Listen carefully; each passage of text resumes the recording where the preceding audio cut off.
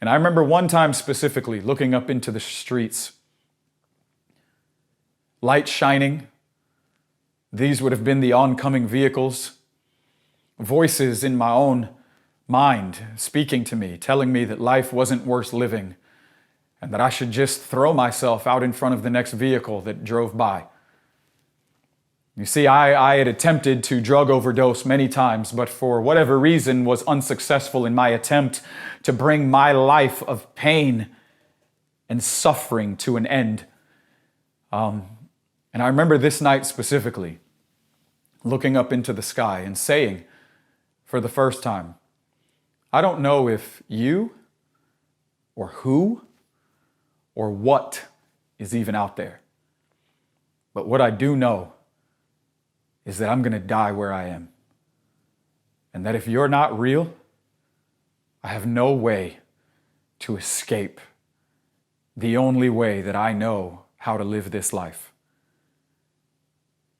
But if you are out there somewhere, would you help me?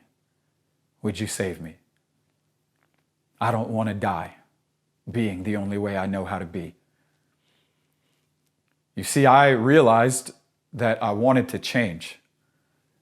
But what I also understood very well is that I had been rendered powerless to produce the change that I knew was necessary. Let me just encourage you. You can't save yourself. You can't save yourself.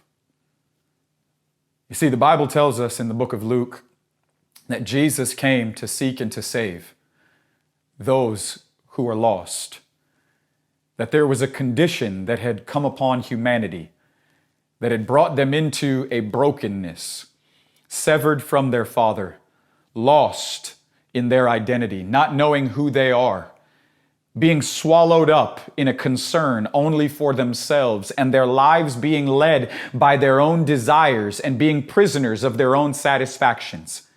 And Jesus, recognizing the sickness that had plagued his creation, sons and daughters, left a heavenly place and came down to an earthly place, looking and longing to bring redemption to those who know that they're broken. You see, I didn't need anybody else in my life to tell me that I was broken. I knew that. I didn't need anybody else to tell me all of what was wrong with me. I was well aware of that. But what no one had ever told me was that there was a Savior that loved me. That there was a God that was looking for me.